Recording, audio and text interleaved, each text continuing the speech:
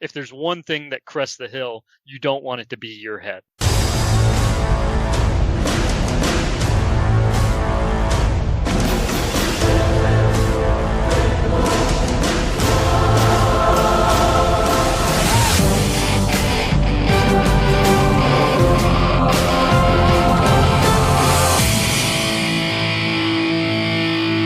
This is Forge the Narrative.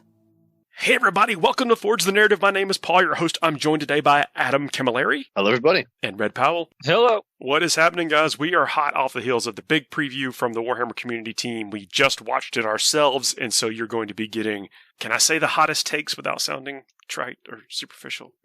No, that's trendy, man. That's trendy. Don't forget to remind everybody to hit like, subscribe, and all the other buttons. Share and subscribe. You smash that like button, you hit the notification bell, comment, tell your friends. Don't assume that other people are listening. Tell them to listen. Or suggest That's right, nicely. for all these hot takes. For the hottest of hot takes. And we actually have some actual hotness to talk about with the Redemptionists, but we'll get there in a few minutes. Let's start out. We can also talk a little bit about the Drukhari stuff too. So I don't know where we want to. Let's talk about with the preview since it is fresh in our minds. Stay true to this hotness, and then in a little bit we'll talk about some of the stuff with the Drukhari that we know about. Is that okay? Yep, sounds awesome. Yeah, for sure, dude. Sounds awesome. So, look, I'm actually pretty excited about these Soulblight Gravelords. I like the vampire aesthetic. I like what vampires were in the old world. And I'll be honest, I never bought the Blood Knights because they were super expensive. And so I'm kind of excited about getting even cooler looking Blood Knights in plastic for what is, a very modern, redone vampire army.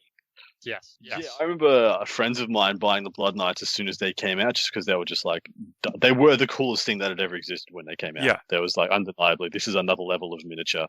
But they were metal. They were metal, and you had to pin every joint, and every second time you took them out and played them, something chipped. But they were just another level of miniature, and these guys are up there again. Man, they are gorgeous. Absolutely gorgeous. And the aesthetic is so on point for what they were. They are just a beautiful reimagining of the essentially what is now a classic, even though that bothers me to say, seeing as I know when they came out. Yeah, you remember them coming out, but I gotta think about this banner. Yeah. That sculpted banner of the dragon holding the chalice, massive, but yet vicious and deadly, like intimidating, everything that, these things probably want to be. Am I remembering right that the original Blood Knights were Bretonnians? Like ancient Bretonnians, like before Bretonia became a coalesced nation? I don't know. No. So there's the Duke, who I don't think the Blood Knights are entirely of the Bretonian, but there's definitely that vein of the Duke. And if you play Total Warhammer 2, he's actually in it. I wish 1 and 2, but like the Duke's in it, and it's awesome. They did a really good job with that. But yeah, so to allude to that there's definitely some weight to what you're saying there, Adam. Mm. And they've got the aesthetic, like just the skeletons themselves.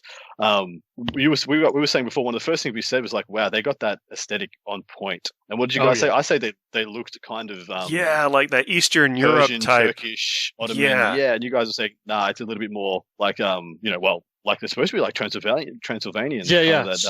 Exactly. Yeah. Romanian, Wallachian, Transylvanian, like that. But see, that's the whole thing. You're absolutely. It's not. I'm not disagreeing with you, Adam, in that because of its proximity to the Ottoman Empire and the Turkish aesthetic. Like they definitely adapted. It's this Eastern European mix of. Because they were right on the fringes, they definitely had some of those shared aesthetics, and so like you're right on it, and that's there. It's very present. They did a great job in capturing that. So I don't know if this is like an artistic shift or a theme shift from because I don't know that we're calling these we're calling them vampires, but I don't know that GW is calling them vampires, and what I thought, the Soulblight Gravelords or whatever, one of the things that stuck out to me is that there's a lot of maces, like a lot of bludgeoning weapons and stuff.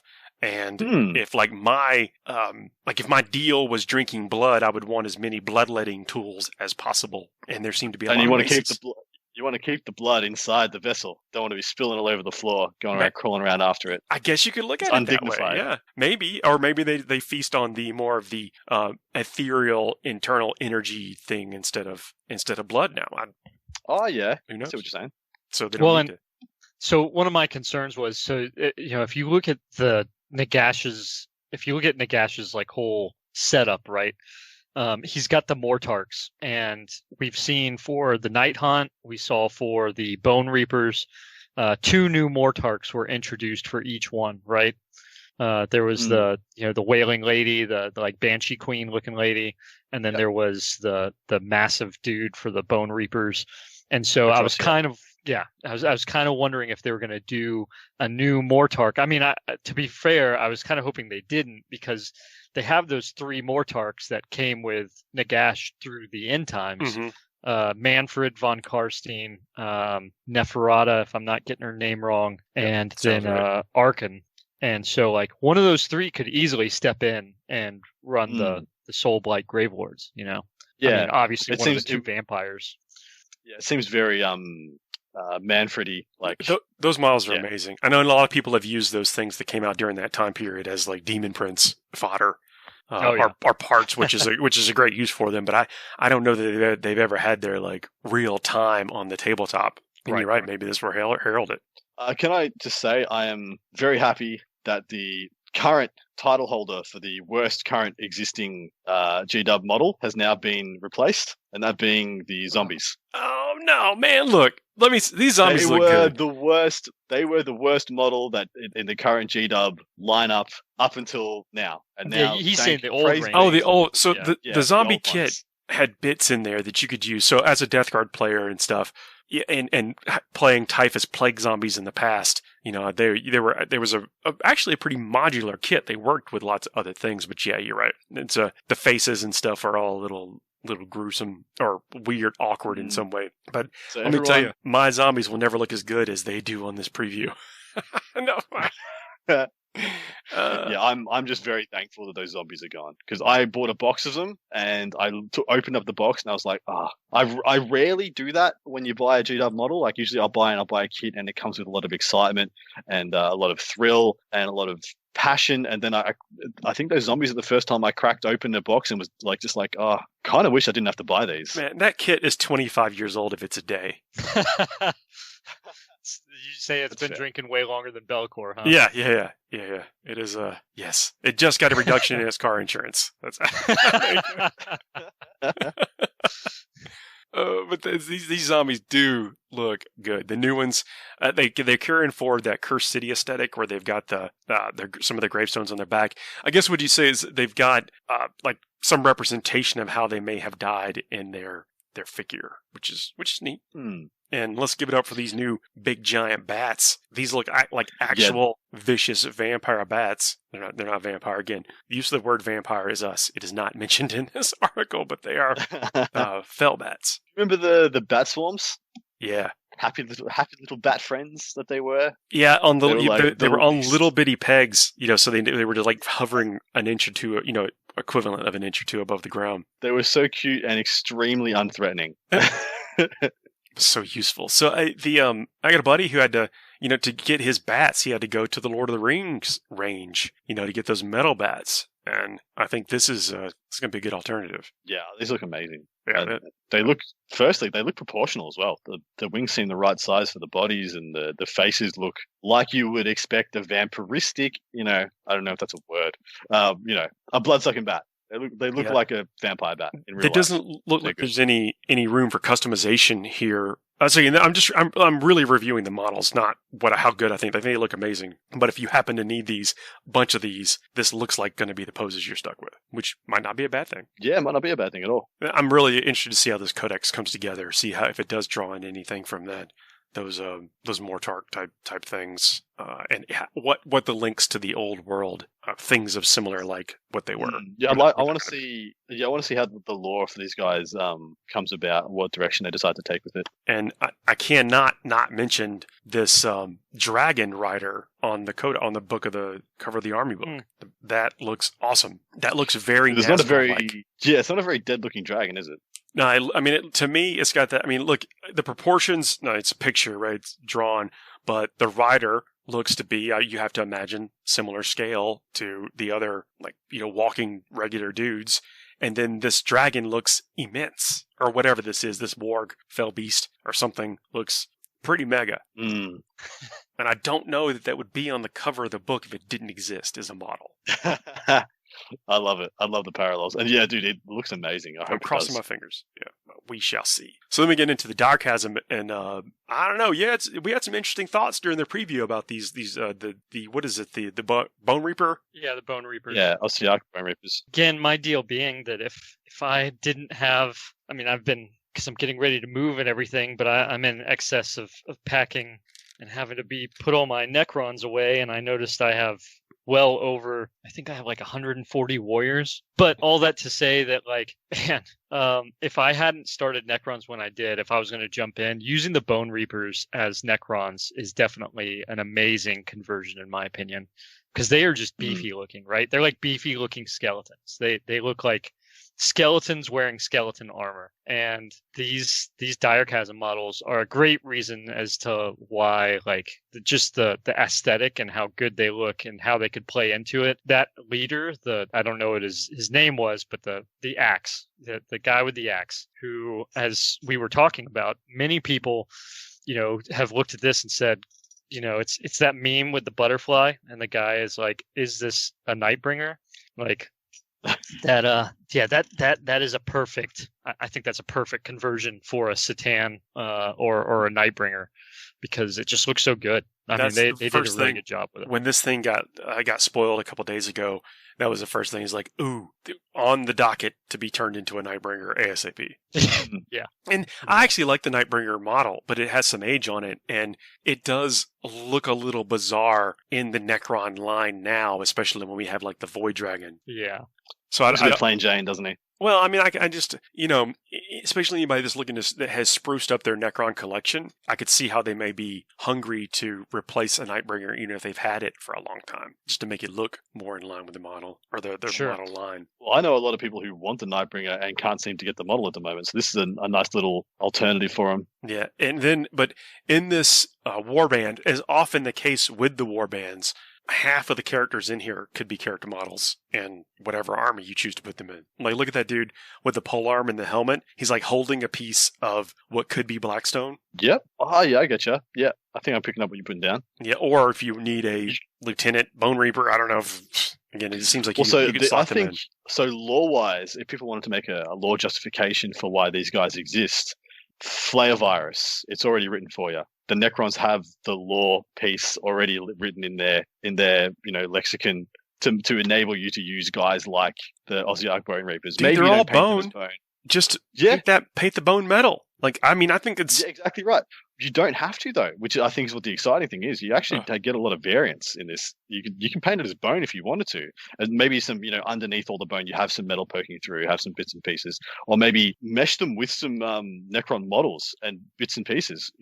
If you wanted to make some really big looking flayed ones, this would be a great way to do it. A lot of the kits that come for these warbands and stuff, they've been, I don't want to say easy build, but easier build, but even in the easy build stuff, you can clip that head right off if you wanted to put a more Necron-y head on him. Mm-hmm. Exactly. Yeah, I mean, I don't think it's difficult to adjust by and large. Some of it with the guns might be a little bit more, but like the arms aren't necessarily, I guess, the bigger issues. But I mean, if you see some of their models, I mean, some of that stuff is just perfect for Lich Guard or Praetorians or whatever. Yeah. I mean, it just looks amazing. Just outstanding. Yeah, or I'd take a little Dremel out that face, put a little Necron faceplate there. Yeah. It'd be cool to like green stuff.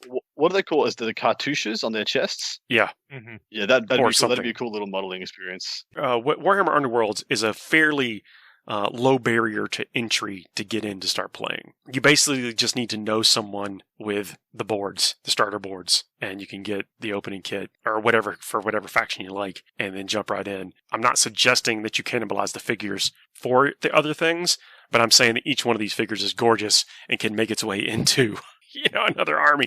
Like the Realm Lords. I'm using the wizard type from the Realm Lord from the warband as a Harlequin. I mean, they with just a little bit of work with a knife, you open up a lot of doors. Yeah, very well said, man. So the next thing, so Necromunda, it came up next, and I played the Redemptionist back in the day.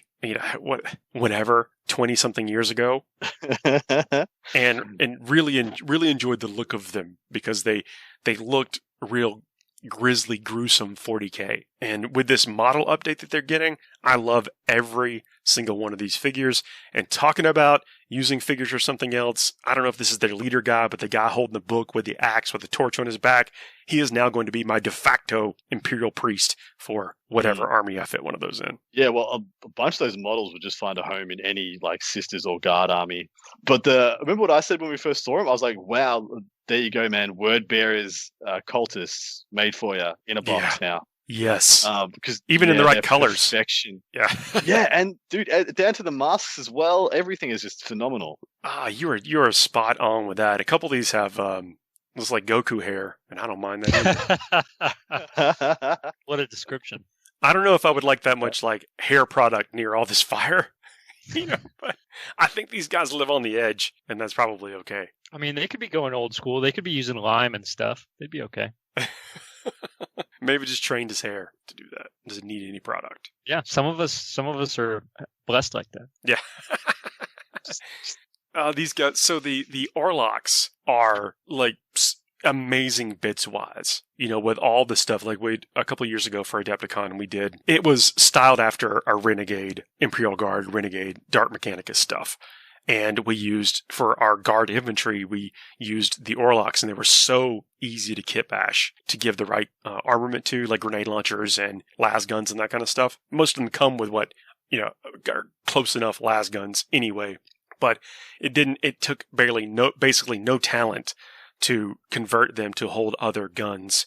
And, if you were one that did that, a lot of the HQs and stuff could easily be slotted in by these figures. And it's like the step up. But I love these. Like, they got our Eviscerator guy. They got this guy who's obviously like Imperial Priest-like with I don't know how hard it's going to be to replicate the paint jobs on these things, but I want to try. And I want to use them out. And also I want to use these as Redemptionists. Like, I will be getting these and using them as Redemptionist. I'm just saying that that model will be pulling double duty or maybe triple duty across a couple of different armies. Yeah, I think it's a really cool range. I think it's a really cool box.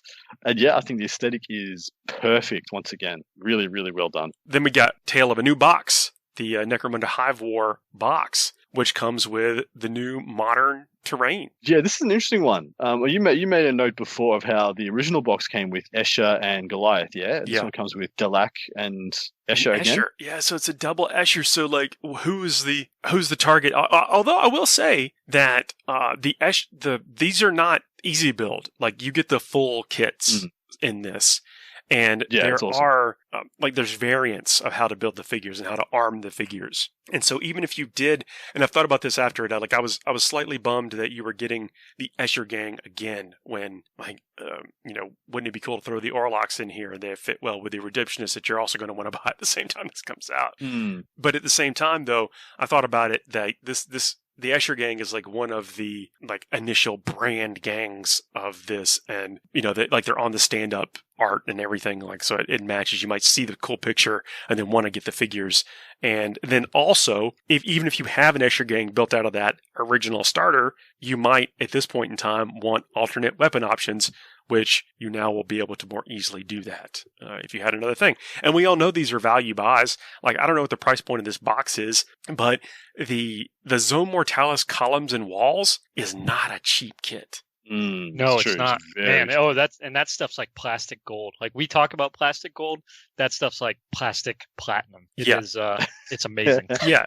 You basically, you can find a use for as many as you have. And so if you can find somebody to go in with a box, go into this box, or if you want everything in here, then there's typically like a bundle price on these box sets, the early entry box sets. And so I think this is going to be popular. So they could have. I think it's going to be as well. Yeah. the terrain. Well, we'll see what the price is, but the terrain they're bringing out in there is phenomenal.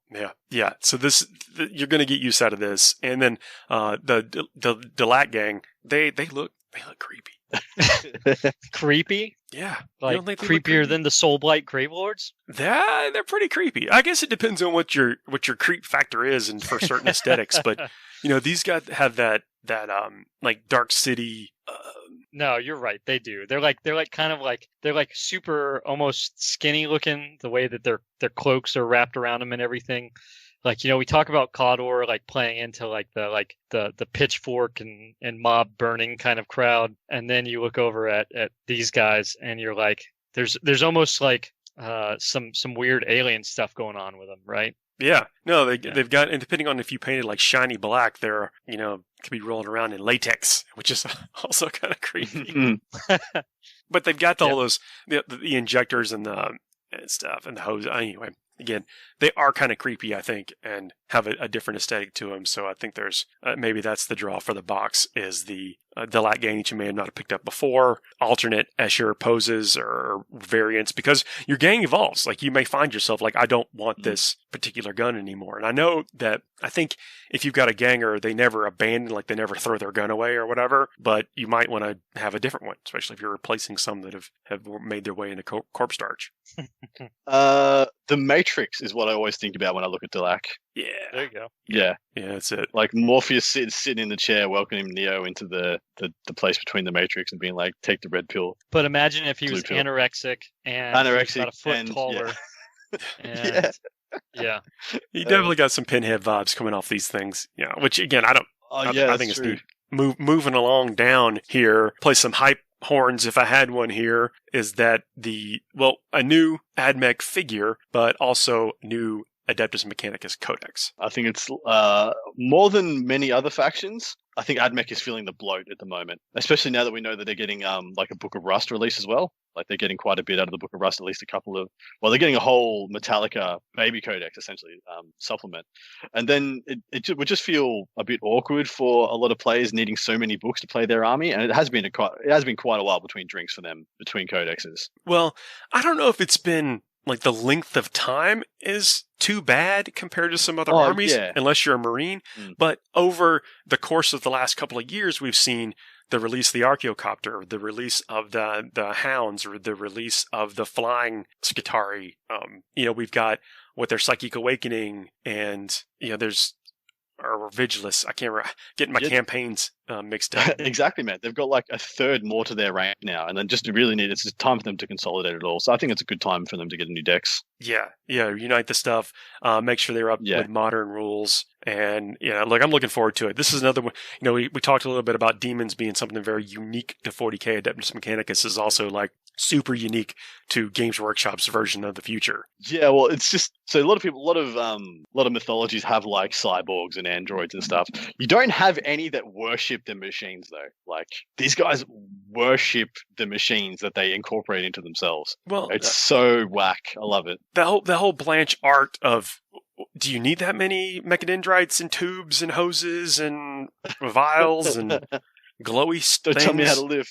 Like, even if we assume that one of the things that I've liked, and this is gonna sound stupid, right? But like before the invention of microtechnology, like the machinery was big, gruesome, threatening looking, and that kind of stuff. And then we move things into sleeker and meaner, and that's why we, Terminator, the robot, from the 80s or whatever. Then we go into the T-1000. He's liquid, he's sleek, and that's, I think there's one version of the future we could go where things just get more sleeker and more meaner and shinier or whatever. But no, Mechanicus go the complete opposite direction. How many hoses and tubes and drills and plasma coils can we stick on something? And that's part of this, what looks good about 40K. I mean, that's one of my favorite things about the whole AdMech deal to it is, I think we've talked about this before, and it's one of my favorite quotes from a friend of mine, but that we've gone so far into the future, and then you take all this mysticism and everything, and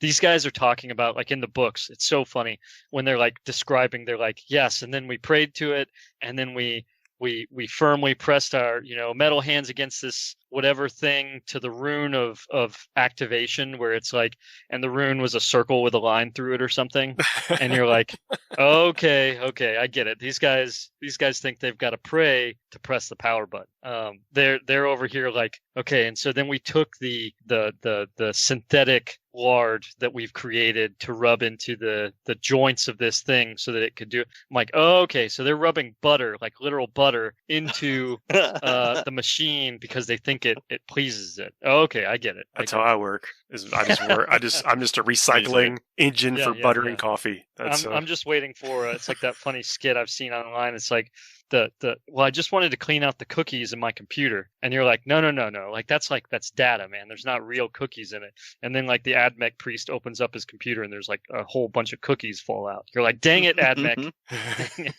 Thought you guys were advanced. Sometimes you just got to read the instructions. How many times have you messed something up by not reading the instructions? Well, that's the problem. They lost the instructions like 10,000 years ago.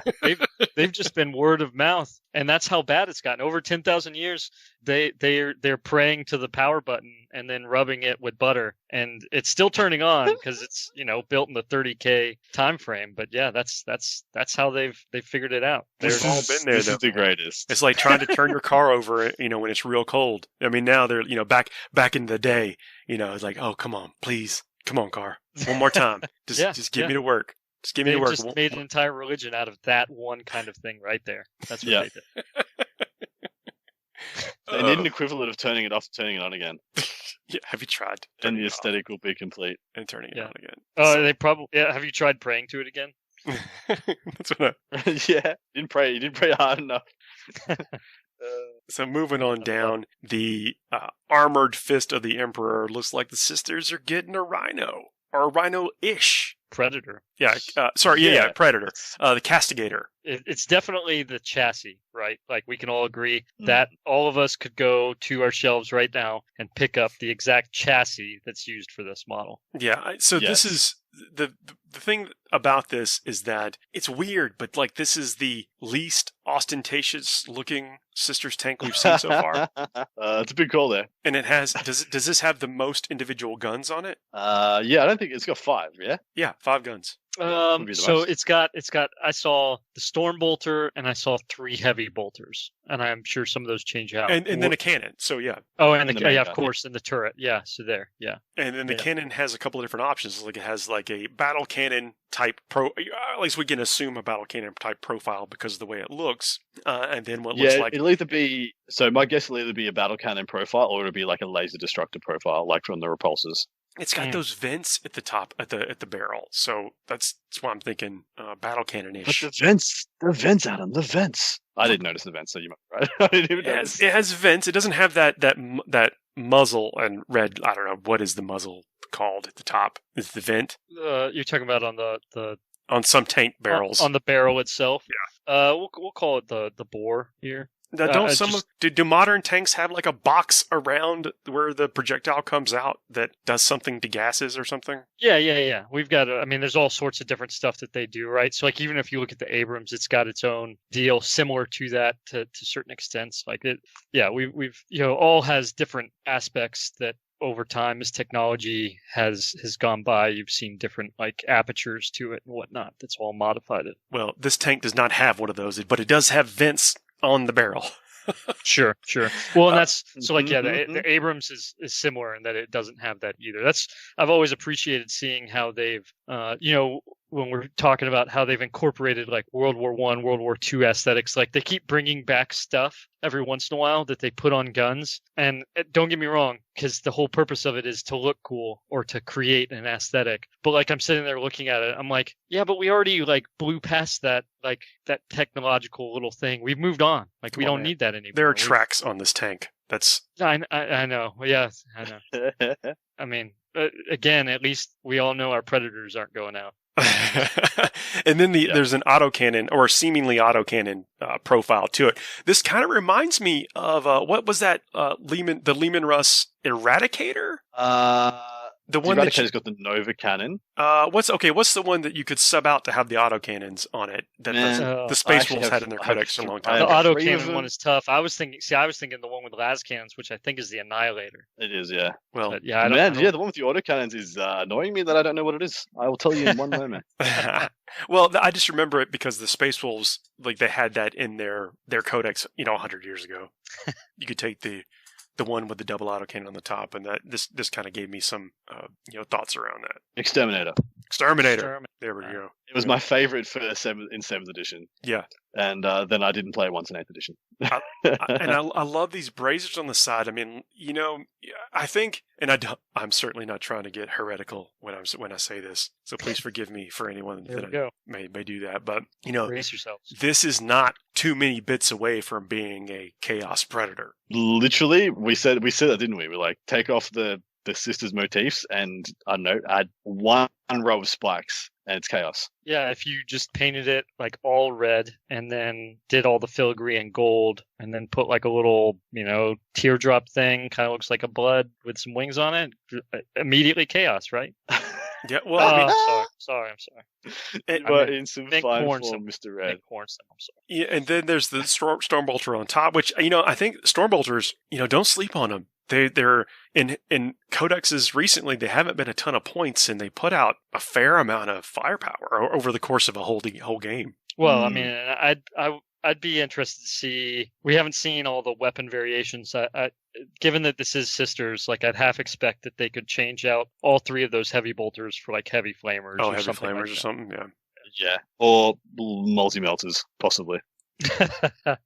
Oh, that'd be yeah, maybe so. I don't know. So, how often, like in tanks, with all these guns on them, does someone hang out the top also fire in our modern day? Yeah, it hurt me. So, there's definitely something to being able to stick up out of a tank, right? And so in a lot of cases, and there's some assumptions. Again, we go back into this is like in the year 40,000. You assume that you've got like sensor suites and all kinds of stuff. Mm-hmm. In modern day, as a tank commander, I like to be able to stick my head out to be able to like help maintain degrees of situational awareness, right? Because of course, like I'm in a tank that it has some computers in it, but their purpose is to, destroy things at kilometers away and stuff like that, but they don't like tell me like what's behind me or what's to the side of me. I've got little periscopes I could look through inside the tank, but I've got to get out. Like it helps to like be just like my head out a little bit to be able to look around, that kind of stuff, right?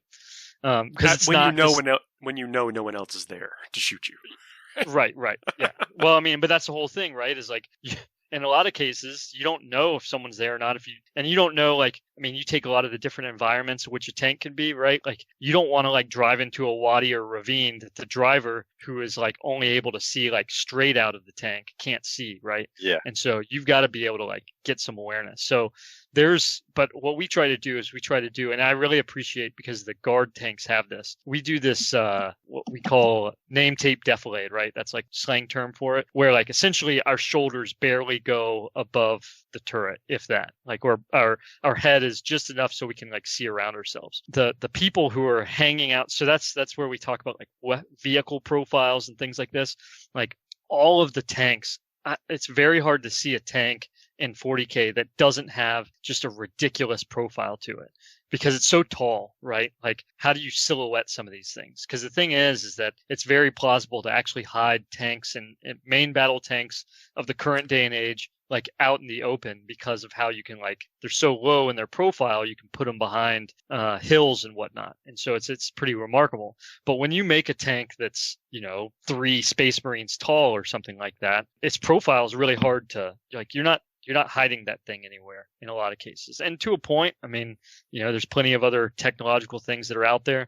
But what you definitely don't want to be is you don't want to be the highest point of that profile.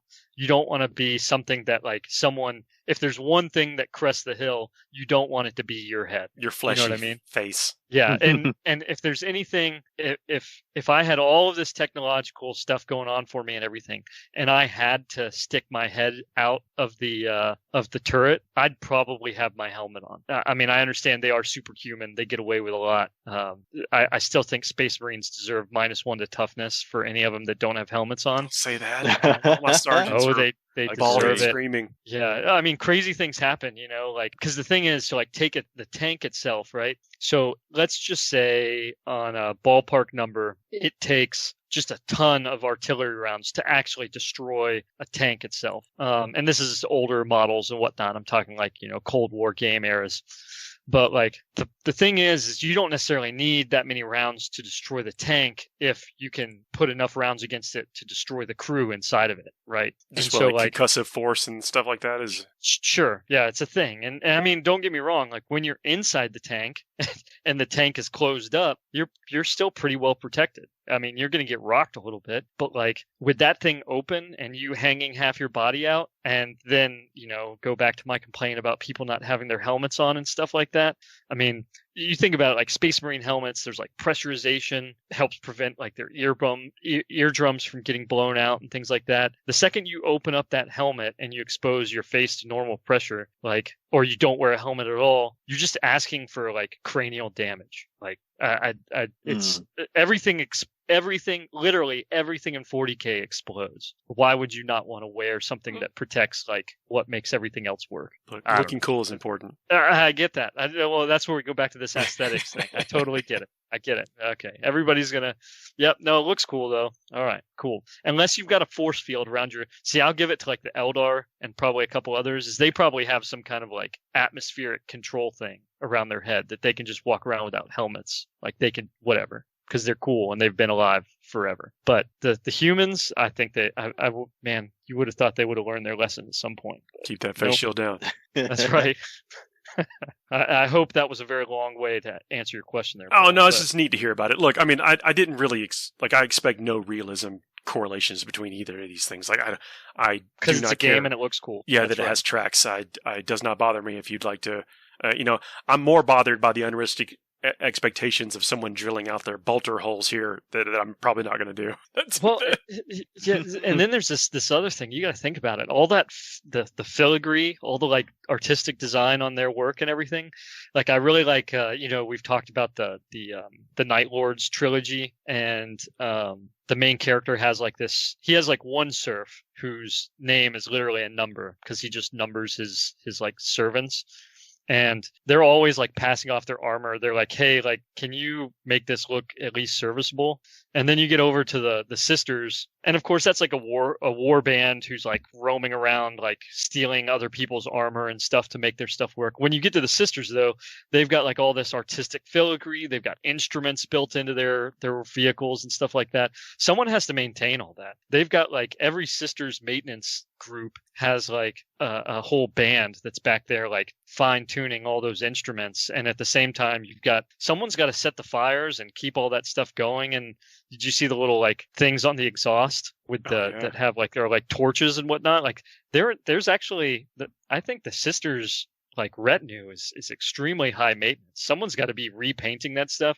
I mean, because when you just like you take that tank and you drive it through a wall or something, all that stuff's just that decoration. You got to repaint it all. There's a lot of maintenance work that goes into their stuff behind the scenes. The sisters are probably a huge budget drag on the Imperium. I don't often put like the pilots and stuff or the gunnery crew coming out from the top. I don't do that for a couple of reasons.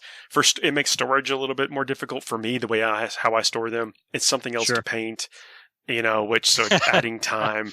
But which is not necessarily bad, again, because you can spend as much time as you want on some of these things. But what I do is I often use the bits that come with those for the crew on other models, like foot models and stuff, because the bits are typically slightly different, so it gives you some more variation when when you've got 5 of the same squads, and you can kind of mix in just a few extra bits from the same line that are uncommon into those squads. It helps really break them up, in my opinion. So moving on to meet the Beast Snaggas. Some brand new orcs. Oh man! I will admit to being confused when I saw these guys. Were you confused? I was surprised. I did not see it coming. I should have. Should we have seen this coming, Paul? Well, I don't know. So this is, the orcs have a wide line, but it's also, they haven't really, outside of Ghazghkull, I don't think they've gotten really any new models in a while. The buggies was probably the last time they got it, which I think is at least a year, 18 months, maybe even 2 years ago. Yeah, you're right. Yeah, those all the buggies and stuff. And then it's like a whole new version, our new faction of the orcs. Like, it wasn't like snakebites we know are primitive, but these guys look even more primitive. And then what they mentioned in the like commentary was that these guys think they have a squig for everything, and I guess they just bred these battle squig. I love the idea of a battle squid. I mean, I was thinking of watching it exactly to your point, Adam, and just that there's some people who are not big fans of the orc aesthetic, but I tell you, the people who are fans of the orc aesthetic are huge fans of the orc aesthetic. Yeah, like, well said. I think if you take a bunch of people that can like walk into it just like you did and say like, I love the idea of a battle squid kind of deal. I mean, I bet you that movie probably that little trailer did a great job resonating with. I mean, if there's anybody I hear trying to impersonate their faction, 9 times out of 10, I usually expect it's an orc player. That's a good call. So the orcs, they have a line that is expansive enough to I guess have variation in what you might see on the tabletop. But I think the perception is that most people need 120 boys, or you can't even be an orc player. And maybe this is going to mix that up a bit. Who doesn't like a bunch of squigs charging across the table? That's right. I mean, too soon to tell what this really means, and whether it's just one unit or one faction within a sub-faction kind of thing. Will you be able to apply clans on these, or are they going to get their own clan cultures? Well, that was actually going to be my question. I mean, do we think this is going to herald a whole range? Because my assumption would be yes. I kind of hope it's like with the AdMech, right? Like a lot of these things we saw with the AdMech that got added in, the dogs, the planes, the Da Vinci wing jump dudes. The Taraxia. They're all Skitarii, right? And so like it's kind of like the factions within the faction kind of deal. Like I think it's a solid move. But I don't know if it necessarily constitutes, are we going to see orcs and then are we going to see like 7 supplements of different orc clans? Probably not, because they only do that for Space Marines. But sorry, good slide, huh? No, but so I think it's just going to be like that. I think it's going to be like we're going to have some kind of like almost like the Savage Orcs kind of deal, except it's a 40K version, and they're going to be their own little thing where they can add some bonuses. I mean, the Necrons have it with the Destroyers to a certain extent and everything like that. So I think that's a thing. Oh, they mentioned that these things have to take down, the large machinery and Titans and stuff of the 44th millennium. So they must hit like a truck, and that sounds cool. Honestly, I like them. I like the aesthetic. I think they look cool. I'm a little bit, a little bit confused how they're going to fit in with the wider scheme. Because when the buggies came out, you're like, okay, they were branded Evil Sons. They were just, yep, here's Evil Sons buggies. I mean, use them for whatever you want, but these are like Evil Sons to the nines. And these guys seem snake bites to the nines, but they're not marketed as snake bites. So I'm interested. Well, the paint job on these things too are lending us to make it seem primitive. And that could be maybe what I'm thinking about it. Like if this metal was not painted ceramic looking, and if that looks like that maybe a rocket attached to his spear, and there's an exhaust coming off Grot Dude's axe, those elements are downplayed in the paint job, and maybe we'd feel differently if those were a little bit like if there was hazard stripes on Dude's shoulder pad there. Or on the side of the battle, whatever this battle squig is, Beast Snaggas squig, thingamajigger. I don't know. Maybe we'd feel better about, or felt differently about the aesthetic, about how it fits, or in our brains it might a little bit differently. But we'll see. Well, that's the takes on the preview. Let's take a break, and then we'll come back and talk briefly about some of the stuff that's going up for pre-order today. Yeah. See you in a minute.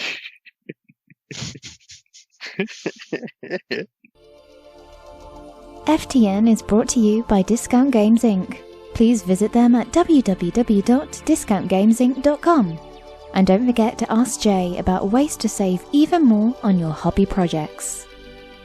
Hey everybody, we are back. Going to be talking about the Drukhari, Codex Drukhari going up for pre-order. It will already be up for pre-order by the time you heard this, and get it if that's your thing, or if you play, you're going to want it, so snag it. You should totally do it. If there's anything, if anybody was like, man, like there's all this cool stuff coming out, Sisters getting, their own Predator battle tank thing, squigs on the horizon, so on and so forth. Nope. Sorry, Drukhari, man. Like Dark Eldar have really just, and it's good because, if we kind of consider the last revamp as Psychic Awakening, I'm not saying that they got the bad end of the stick by any means, but like Space Marines came out with their, new second edition or second version of their Codex for 8th edition, and then Psychic Awakening picked up, and the first drop was Blood of the Phoenix with Dark Eldar and Eldar. And I feel like kind of, sometimes what we see with the rules development and everything, and I'm not sitting here saying it was super intentional or anything, but it is something that I feel like we see over time, where the first release sometimes ends up, Adam, I think you've talked about this before, right? Like the one that comes out earlier sometimes is at a disadvantage. We saw it at the first start of 8th edition. The Grey Knights and Space Marine Codexes of the first of 8th editions were far weaker than everything that came after them. You can almost say exactly the same for that Psychic Awakening, Phoenix Arises. Yeah, exactly. And so like this is, they weren't unplayable by any means or anything, but it just, there was some other better stuff that seemed to come out. Now I will say from that Psychic Awakening, if there was any kind of heralding call to it, Drazar and the return of Incubi, and just, man, going into this new book, I know you just cracked it open, Paul, but like, oh my goodness, the Incubi, I think, and Drazar, I'm not saying that they're auto take, but I'm saying you're going to see a lot of them. Well, I mean, it's cool that you even mentioned them in the discussion, because Incubi have been, that they have always looked cool, even when they came out in metal for the first time. Like, you just wanted to put them in your army, and they have had varying degrees of what I would consider is basically mediocrity on the tabletop. Oh yeah, and now they are monsters. They are monsters. Why are you saying that? Like, why do you? What makes them that high on the rank? So I'll start with the Power from Pain deal real quick, because it goes across the whole army, right? And so there's some slight shifts to it from what it was. I don't have the old one up in front of me, but I can tell you right out the gate. I mean, okay, so Battle Round 1. Everyone's got a 6+ invuln save. No change. This next one, the unit is eligible to... So Battle Round 2, the unit is eligible to declare a charge in a turn in which they advance. All right, so that's... It was re-rolling all charges. So now we can charge in advance. That's huge. That's massive. There's so much stuff that, like, if I wish... I could have... The Incubi have a movement of 7, if folks out there didn't know that. So that's already a fair chunk of distance they can move, plus an additional roll on that, plus a charge. So giving them a pretty alarming threat range. I mean, and assuming that they're getting out of a transport, right? Yeah. That one used to be reroll charges, didn't it? It was, yes. Yeah. So I think this is a massive buff. It's a massive buff. I agree. And I'll get to some of the other stacks to that in a second as I finish from Power from Pain. So like each time a model in this unit makes a melee attack, this is round 3, add 1 to that attack's hit roll. If this unit has vehicle or monster, it does not suffer penalty incurred to its hit roll for firing heavy weapons at enemy units within engagement range, which is cool for a lot of different like things. Talking like, Venoms with splinter cannons and things like that, which are all heavy now. And so like now they can fire into combat. Wait a second. Are you assuming that a Venom is going to last one round of combat in hand-to-hand? Well, Well, it's fast enough to pick its battles. So if it's skirting around the big stuff and it's just charging like 5 intercessors that don't have a power fist, yeah, absolutely. Well, I'm thinking this is going to be like real useful on Taloses and that kind of stuff. For sure. Yeah. There's. I was just throwing out the first thing that came to mind. I mean, Ravagers with heavy weapons and whatnot, right? Like, yeah, Talos for sure. Like that's where you put a monster or something into it. It's going to have all that extra stuff. It can now shoot into combat without any penalty by round 3. Round 4. I'm not trying to be dismissive on that either 1 second ago, because I mean, you use every rule you got, and sometimes it really will matter. I just was like Venoms with a 6 wound profile, sure. But might struggle a little bit. Not wrong. Yeah, so round 4, Mantle of Agony models in this unit have a 5-up invuln save. Like everybody in the army, round 4 and on, have a 5-up invuln save. That's pretty good, because you're, as talking to some other folks, when you look at the way the game is really the meta, I would say we talked about this as far as like what we thought when 9th edition was emerging and how the game was looking. Like there's a lot of this objective grabbing, right? You want things to endure. You want things to be able to hang in there. And by round 4, you really need things to hang in there. And so this whole 5-up invuln save, I think, is a pretty nice just attack on that late game value where you got fewer models on the table, make more out of them, because they're more survivable. I dig it. Exactly. And then last one is, so by round 5, each time a morale test is taken, you automatically pass. And if you essentially count for double wounds if they've got like a statistic, like a vehicle chart kind of deal. So they get to count for double wounds, making them, again, more durable, which is really nice. And so a lot of stuff goes to it. I think it's a really big deal. So going into how that plays into, because I know you had the incubi up, Paul. So we talked about them charging and advancing. Now the next part is if you go to this new setup for the army, which was previewed already by the Warhammer community, of these raiding forces, the real space raid detachments, right? And so it allows you your Archon's reroll aura affects all of the real space raider core units and incubi units, which, okay, so I'm kind of breadcrumbing this trail into why incubi are going to be so good, because now we're starting to stack, like, piece by piece, you're starting to put this puzzle together where the incubi are just becoming this, like, oh my gosh unit, because there's so much to it. And so if the Archon gives the rerolls, and then the next part is going down to the obsessions, the Blackheart. Oh my goodness. Oh my goodness. It's just driving me crazy, man. So they take Blades for Hire, which the incubi fall into that, and you count everybody in the Blackheart detachment and the Blades for Hire benefit from treating the Power from Pain table as 1 round higher, which means that in turn 1, incubi are assaulting and charging. Okay. Yeah. Okay. So the incubi, the base incubus has 3 attacks with the demiclaves, which are +2 strength, damage 2, -3 AP. Or you can do the dual blades, which are +1 strength and -2 damage. But you make extra attacks. Right. You make extra attacks for the weaker one. Yeah. Yeah.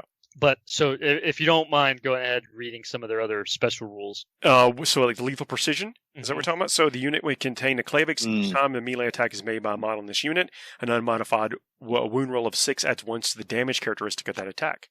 Yeah. And they already have the one that I think just about everything has this now, that a 6 to wounds is an extra rend as well, yeah? I'm not sure if that's the blade artist that the witches have, but I can't remember. So the Tormentors... Blade Artist... go ahead. Do they have Blade Artist on their data sheet, mate? They do have Blade Artist. Yep. Blade Artist and Power of Pain. So a 6 to wound is extra damage and extra rend as well. That's sick. Yeah. Tormentors is the next thing they get. At the start of the fight phase, you can select 1 enemy unit with an engagement range of this unit and roll 2d6. If the unit is greater, if the result is greater than the enemy's unit's leadership characteristic, the unit is not eligible to fight in the fight phase until after all eligible units from your army. There it is. Combat. And they're Drukhari. They're going to have a lot of ways to mess with your leadership. They've traditionally been one of the armies that messes with your leadership the most. Yep. And so add that in, right? And so they've got that ability. Drazar has that ability. He has the Tormentors as well. And then you take in if you do the real space raid detachment and you bring the Vexator mask, which does the same thing of picking someone within whatever distance and making them fight last. I mean, you can essentially control the flow of combat for all of these things. It's and then there's also another one that I'll get to. But so the thing being is that so the Archon of the Blackheart can also take the Writ of the Living Muse, which is kind of a more well-known relic for them that has the ability to also allow you to reroll ones to wound. And so he's allowing them to reroll ones to hit and wound. And then if you don't mind, Paul, since you've got it, if you can go to Drazar real quick. Yep. He's got some excellent buffs on top that he adds to it. So Drazar... Murderous Assault, the model can be selected to fight 1 additional time in each fight phase. It must be eligible to fight each time it's selected to do so. Oh, man. So he's just, I mean, and so like coming from a guy who plays Berserkers all the time, I can tell if you haven't experienced that, it sounds good, but I'm telling you, it's amazing. His ability to just leap through combat and their ability to make someone fight last, because if he's eligible, he just fights twice. if the tormentors go off, you're definitely not going to get to interrupt that sequence. And so it's crazy. And then he has the Eternal Warrior, 4+ invulnerable save. Mm-hmm. Each time an attack is allocated to this model, subtract 1 from the damage characteristic of that attack. He has an Ancient Warrior ability. Yep. And now we think Drazar is a Phoenix Lord, don't we? Oh yeah, like a Fallen Phoenix Lord. Yeah. So well, I think Psychic Awakening pretty much demonstrated. I can't remember the name of the fallen Scorpion Lord that the Dark Scorpion. Was that Drazar, or was that what's the dude who's with Yvraine? He's the Viziarch. The Vizarch. There was something about the Vizarch being an Autarch as well. Well, and so not just that, yeah. So he's definitely was an Autarch, I believe. But there's the whole thing being that the Psychic Awakening did it really well, where like Drazar in Psychic Awakening kills Janezar, right, the Banshee Phoenix Lord. Mm-hmm. And then the new Janezar arises from the ashes, whatever, and then kills Drazar. And then you see an Incubi, one of them goes to, picks up Drazar's helmet and presumably becomes the new Drazar. And so it's this whole like cycle of the Phoenix Lord. That's thing. the way it works. Like you could find the Phoenix Lord's armor, just nothing, and then it gets a new Spirit Stone and then resurrects the Phoenix Lord. Yeah. And so that's it. And so it's so awesome. I mean, in this, he's going to be such a blender. He does. I'm Paul. Correct me if I'm wrong. I'm pretty sure he does 3 damage. One of his weapon profiles is 3 damage. Yes. Yep. That's crazy. And then, and then you add all these things together and make it so that he's advancing and charging as well, and things just kind of go crazy from there. Well, his dual blades is not bad either. They're both of the attacks are neg 3. One is only the weaker. I guess technically the weaker one is +1 strength, 2 damage. But he makes each time this bear fights, if this weapon is profile selected, it makes 2 additional attacks with this weapon. So yes. it's a bazillion attacks. It's a bazillion attacks. That's right. Yeah. He has Do the you know who he tormentors. sounds like? Hang on one second. He's got the Tormentors rule still that we talked about. And then the Master of Blades, while a friendly Incubi unit is within 6 inches of this model, each time the model and that unit makes a melee attack, add 1 to that attack's wound roll. So roll. Maybe you do, wound roll. So maybe you don't care about the neg 1 strength for getting the extra attacks, and you're just getting them +1s to wound. Well, that's what I'm talking. So you have him in the mix of it, and Adam, I do want to hear who you think he sounds like. But so adding all this stuff together, pretty much with Drazar and Archon, everything coming together, assaulting and charging in turn 1.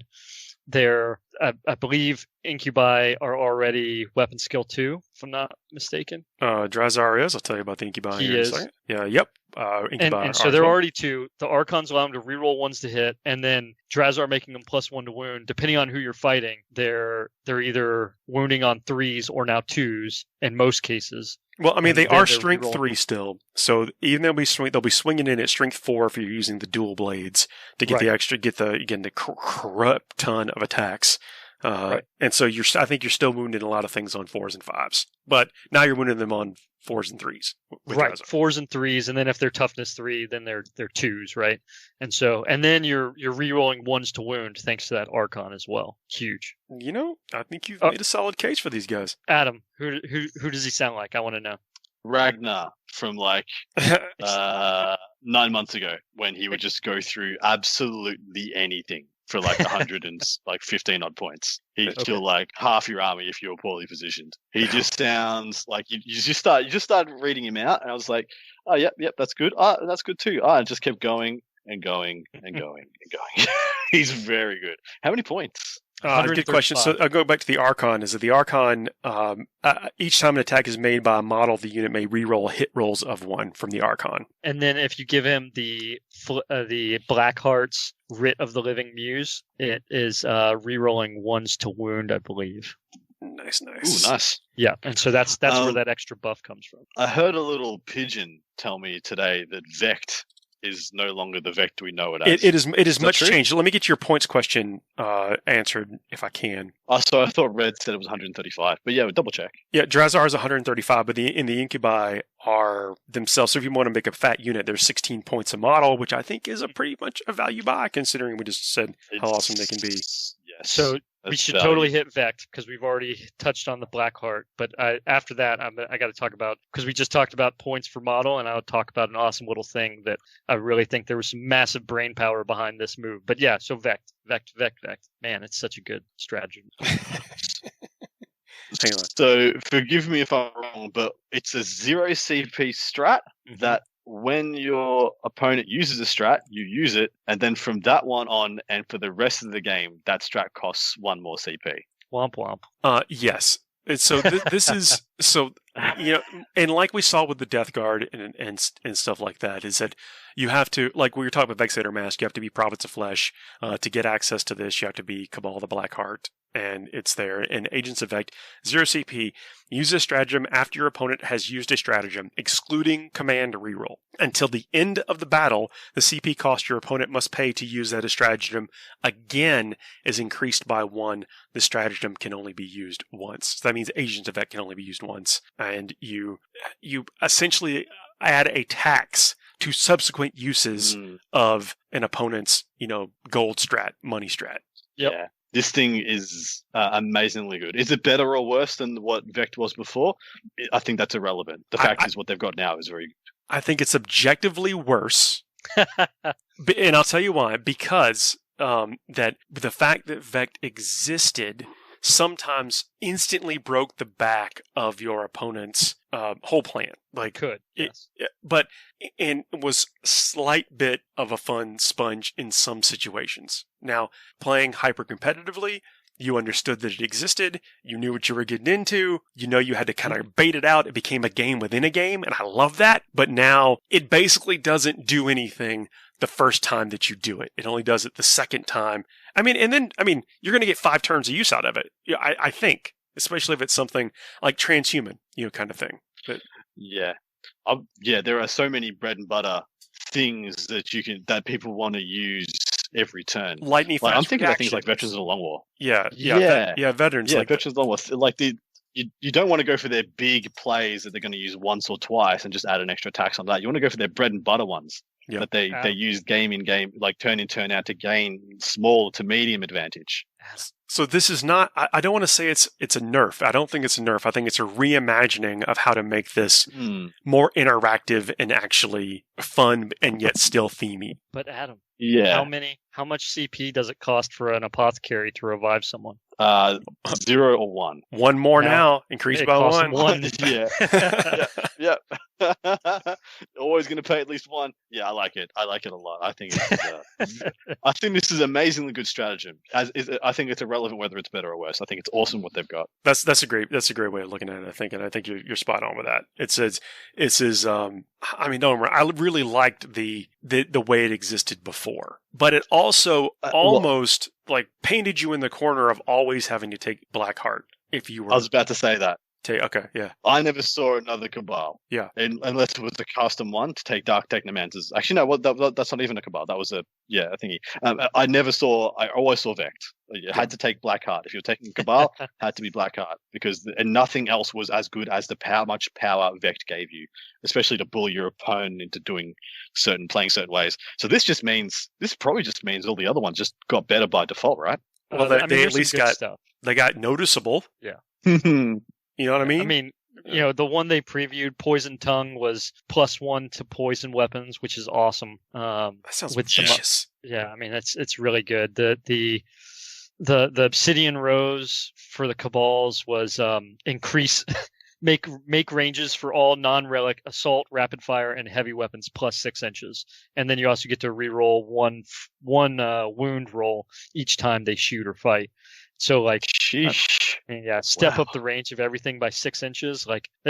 There's definitely some back and forth. I could see where you could definitely play different. The army is a great thing we've seen with 9th edition, I feel, is that yes, there is often a meta vein that a lot of people tap into and they carry on, whether you want to call it net listing or whatever. But there are so many ways to approach this right now because of how they've set this up that I don't feel like you're boxed into just Vect in this case, which brings me on to, so that given that, so I think there's a lot of good brain power behind that move with Vect and how it balanced. I agree, Paul, that like it does take away that one mini game. It just adds in a different resource mini game that you can add in against your opponent, depending on, you really got to know what your opponent's going to use, right? You got to know where they're going with it. You brought up something earlier that we just kind of just blazed past, and I want to talk about it here since we're looking at the Agents of Vect and the Cabal of the Black Heart, is that it's the same, similar setup where each of these sub-factions have a special relic and a special stratagem. Mm-hmm. And the writ of the Living Muse, which you're talking about, is Cabal, the Blackheart Archon model. Only the bearer has the following ability: Writ of the Living Muse, aura, while a friendly Cabal of the Blackheart core unit is within 6 inches of the bearer. Each time a model in that unit makes an attack roll, re-roll the wound roll of 1. And then we were talking about Incubi. Incubi have no Cabal, but hold tight. If the bearer is a real space raider unit, this ability also affects Blades for Hire units, which the Incubi are. They have Scourges. Yeah, that's where I was going next, to Scourges. So they are Blades for Hire, and so there's a way to finally apply some of those special things to these units, and they were a bit of an outlier before. Oh man, I'm telling you what, like it's just okay. So like, I'm sorry, I can't give my Ravagers reroll 1s to wound anymore. I'll move on. It's okay. But well, who needs Ravagers when you got Scourges now that are finally get some buffs? The Scourges are hot. I mean, there's a lot of good stuff. And so before I get to the Scourges, the Raiders, I want to hit up the transports just because I'm excited about this. They took, I mean, it's just a simple thing. It's super easy. It's kind of like, so how, Wave Serpents have like a transport capacity of like 12, right? Mm-hmm. Why are they a transport capacity of 12? So that you can have a unit of 10, and then you can have like an HQ or something with a Warlock and the weapon platform. Right, exactly. And so then you look at Venoms and Raiders for the longest time have been 5 and 10, where I've been having to take like 9-man units, or what was really painful is that, of course, the minimum of a unit being 5, you can't include an HQ in a Venom. You can't, you can do a 5-man unit or a 9-man unit and then 1 HQ, or you've just got a bunch of open space. But they have gone and changed Raiders and Venoms to 11 and 6 for transport capacity. Ooh, subtle, but yet so effective. It's a huge deal. It's a massive deal. That's a massive quality of life improvement. And so much less brain power and maneuvering. And I think that's a massively good change. It's awesome. Yeah. Okay, cool. Scourges. Well, I mean, to talk about the Raiders, what I often saw was like you would have a Raider with a 5-man unit because it was inefficient to go the 9-man plus the the HQ or whatever, or like it just didn't happen. And so this is really good. Yeah, no, I think it's awesome. I think it's great. And that's again like these talk about quality of life adjustments and everything. So we move into Scourges. I mean, the Blades for Hire are just so hot right now. It's good, man. Like you look at these weapons. Okay, so they move. They're flying infantry, which is awesome. They made a couple changes. There's a new Paul, if you don't mind, looking at their weapons. The new Haywire blaster is slightly different. Oh, I think it's so much better than it was. It's not Drukhari Haywire blaster, 24-inch range, heavy D3, strength 3, neg 3 AP, D3 damage, blast. Each time an attack is made with this weapon, if the target is a vehicle unit, an unmodified wound roll of 4+ is always successful, and an unmodified wound roll of 6 inflicts D3 mortal wounds on the target in addition to any normal damage. In addition, it's very strong. The fact that it's strength 3 is like, people are going to go, oh no, it's strength 3, but it's D3 damage. It's D3 shots blast at neg 3 D3 damage, and man, oh man, I think that is such a big buff. It used to be strength 4, rend 1, and then on a 4+, AP minus 3 is huge. So I guess a little bit and D3 damage, crazy good. A little less reliable against non-vehicle things, but if you're going to have the Archon near them, or actually, let me go back and say is that you're going to drop them near the Archon, right, to get their Blades for Hire or a buff, and then you've got a 30-inch threat range essentially. Yep, I mean, and so that just goes into some of the other ones, right? So like from some of the leaks that we've already seen, the Dark Lance being D3 plus 3 damage, strength 8, AP minus 4. I mean, that's awesome. Heat Lances are, of course, they're heavy ones, so you've got that, like you mentioned, but they're strength 8, AP minus 4, D6 plus 2 damage. I mean, it's just some awesome like transitions between them all. Really. You were mentioning, back to the Venoms and the stuff. I think their points remain the same too. I don't think you're paying a premium for that. Or at least the Raider is 85 points without the weapon, and the Venom is 65 points, and I believe that to be the same. I believe that's the same. Yeah, I believe that's the same. And the Splinter Cannon's got a huge buff. Getting a rend, getting 2 damage, massively buffed. So for them staying the same is really good. Yeah, the shots, the only difference for them was they went from rapid fire 3 to heavy 3. But I don't think that's a major difference, given that most of your splinter cannons end up being on the Venoms without penalty. So just not a huge deal. Of course, if they're Blackheart, we were just talking about Power from Pain. Being Blackheart, they get an extra turn on the Power from Pain deal, which means in turn 2, I know, wire Venoms in combat, but they can still shoot into combat without penalty. Well, so there's some nice stuff to that. I of course said that just kind of jokingly, but at the same time, you don't always get to control when you're in hand-to-hand combat when you're not. Very true. So very true. Yeah. So there's that, but it's I think something else to it. So we've gone through. Was there anything else in the Scourge weapons you wanted to hit, Paul? Well, I want to talk about the points for a second. Is that the Scourge base point cost is 12 each, and then the Drukhari Haywire Blaster is 10 points. So you get that what I think is a very meta savvy unit at the moment for 22 points. They have a built-in invuln, right? What is it, a 6 or a 5? 5 plus 5. 5. So they have you're talking Drukhari, right? So of course toughness 3. What's their movement again?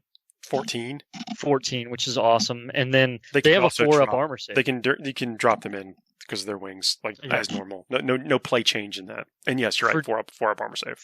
For Drukhari to have a built-in 4+ armor, which I know 4+ is now the new thing, but so they're 4, and then they have a 5-up invuln. Like that's not bad by any means, especially if you're going in with a bunch of little strike teams. Yeah, the 4+ armor save is also on the Kabbalite Warriors, so it seems to be the new their standard. base level armor is. Yep. Yeah, it used to be 5, so it's awesome. So here's the big thing that.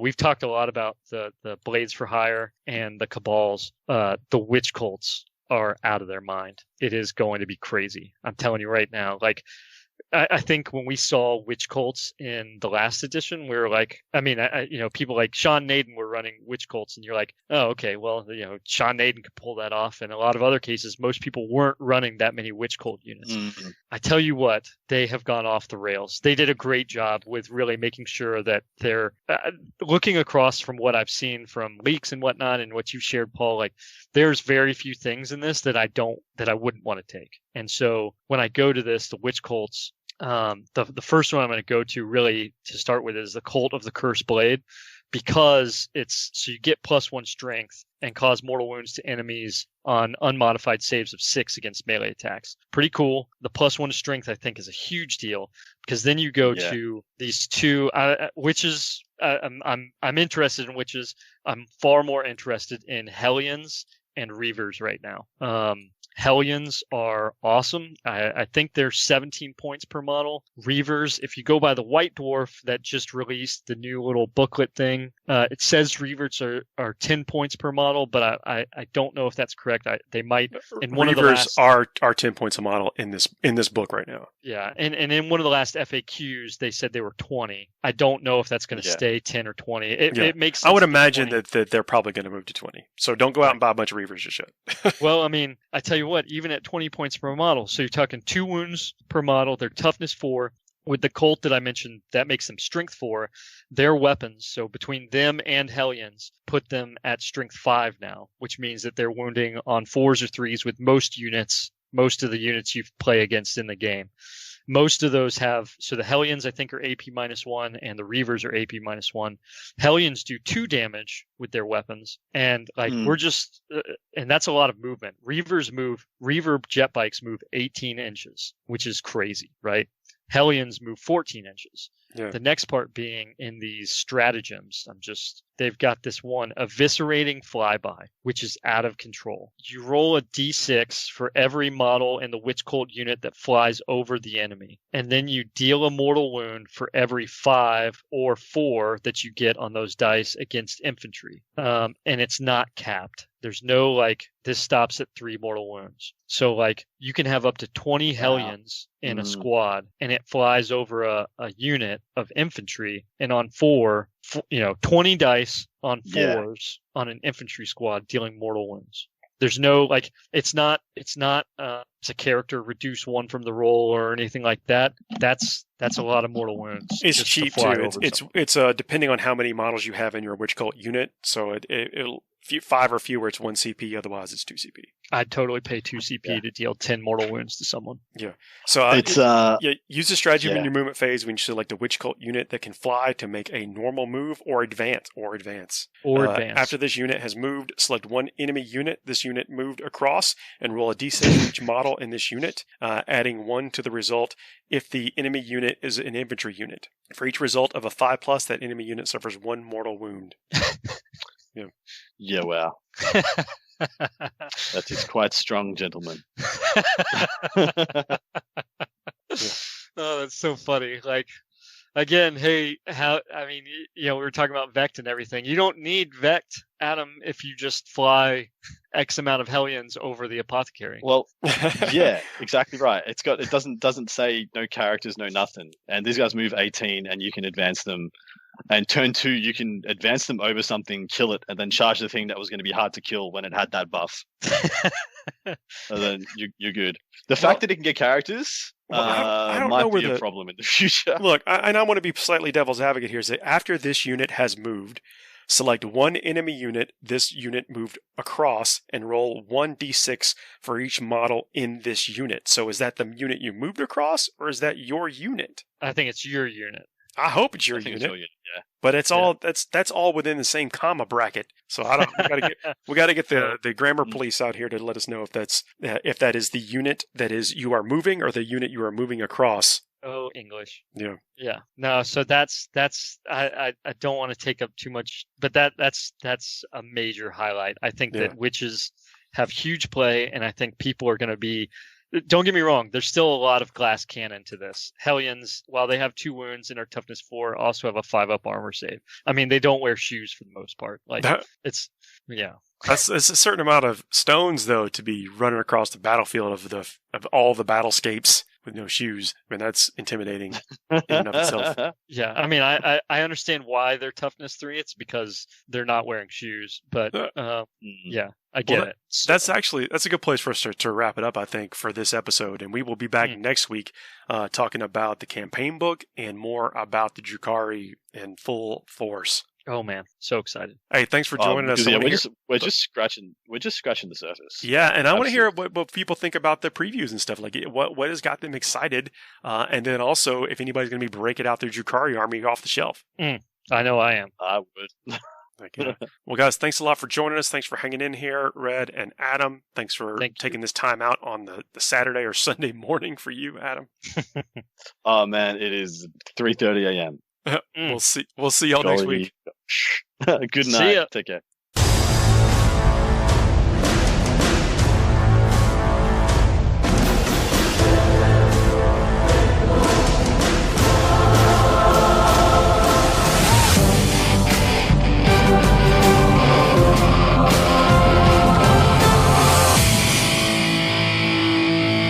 Go ahead, make my day.